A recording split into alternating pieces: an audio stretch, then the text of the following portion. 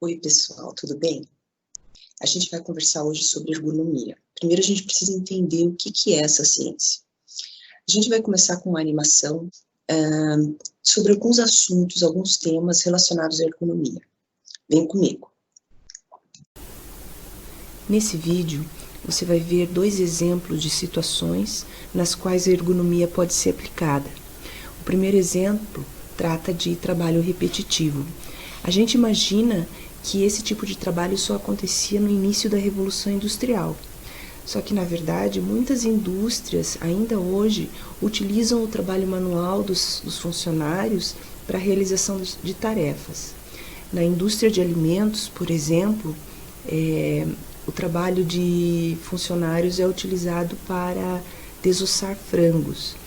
Nesse tipo de trabalho, o trabalhador realiza movimentos repetitivos numa velocidade muito acelerada. Ele chega a realizar 120 movimentos por minuto para desossar uma coxa de frango, quando o recomendado para evitar lesões é entre 25 e 33 movimentos. Então veja que é uma produtividade, uma exigência por produtividade muito alta.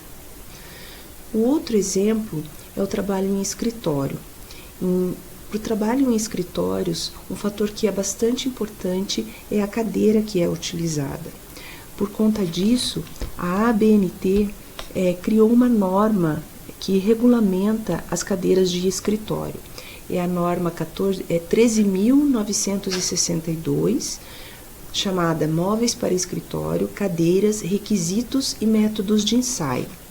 Essa norma especifica vários detalhes de alguns tipos de cadeira de escritório, e existe uma outra norma, que é a NR17, que determina qual é o tipo de cadeira mais adequado para determinado número de horas que o funcionário trabalhe sentado.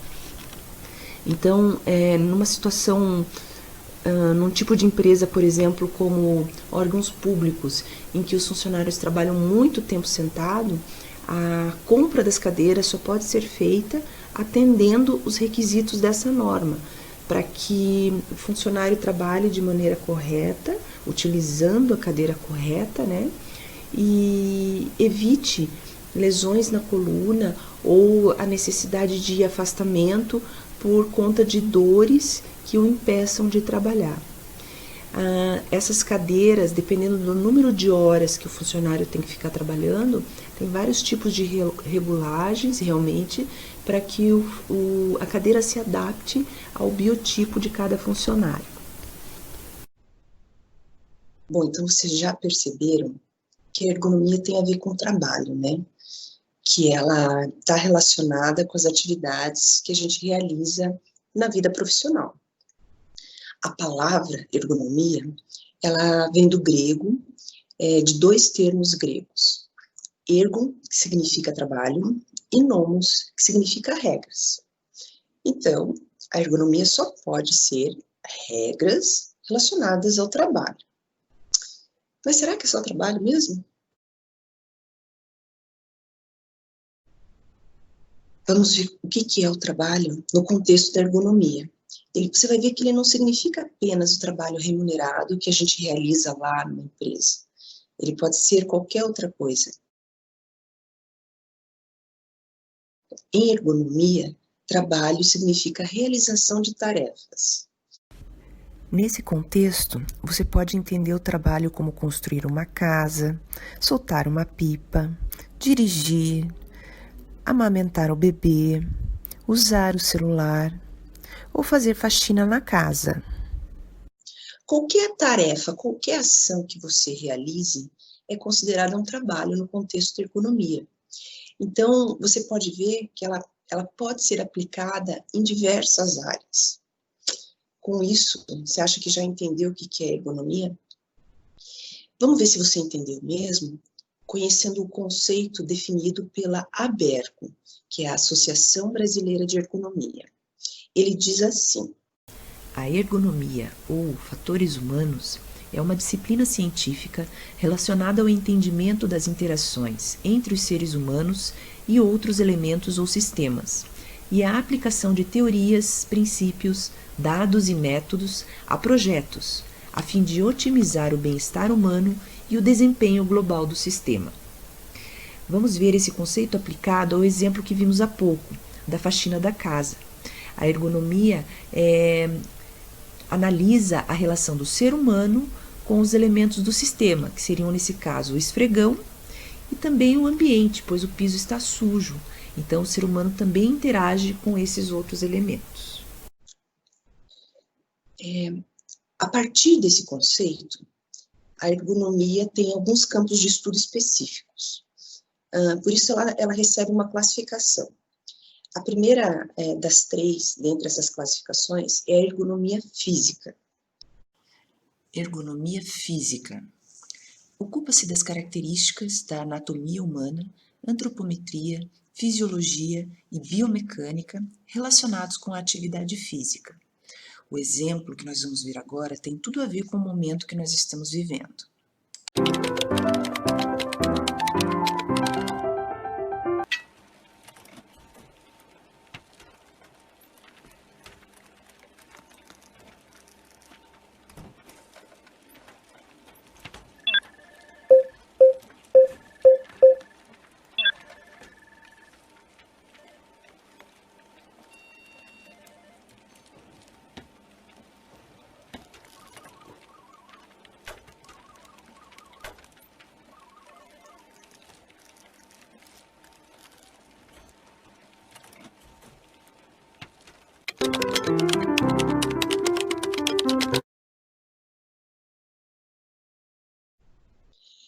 E aí, por que você não aproveita essa animação e dá uma olhada como é que está o seu ambiente de trabalho e de estudo? Será que está adequado? Será que você está sentado numa cadeira confortável? Será que a tua postura está correta? Isso é ergonomia. Então, dê uma olhada no seu local de trabalho e veja se você não pode fazer algumas adaptações, muitas vezes simples, como colocar alguns livros debaixo do notebook para levantar a tela e utilizar um teclado separado. Ou trocar a cadeira que você está utilizando, por exemplo. Essas alterações podem te proporcionar muito mais conforto e melhorar a tua produtividade. Você vai conseguir desenvolver melhor as aulas se você fizer essas adaptações. Aproveita e dá uma olhada nessa animação inteira, porque eu coloquei uma parte dela só aqui. Vou colocar o link para vocês no final dessa aula, ok? A próxima classificação que a gente vai ver é a ergonomia cognitiva. Ergonomia cognitiva. Ocupa-se dos processos mentais, como a percepção, memória, raciocínio e resposta motora, relacionados com as interações entre as pessoas e outros elementos de um sistema. O exemplo que nós vamos ver agora é de duas senhoras utilizando o caixa eletrônico. Uma delas diz: agora a bicha está mandando ler os códigos de barras. E a outra responde: um fino, um grosso, um fino, um fininho, um fino, branco, um grosso, um grossão. Então veja que o entendimento das senhoras da resposta dada pela máquina foi totalmente equivocado. E isso é ergonomia cognitiva.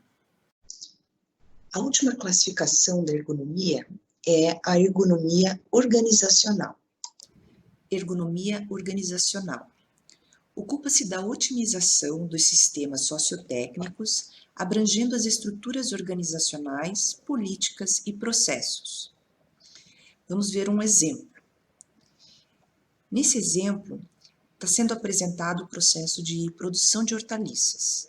Você vê lá ao fundo a parte de compostagem, depois vindo para frente a parte de produção das mudas, mais ao meio a parte de produção das hortaliças adultas e à frente a parte comercial.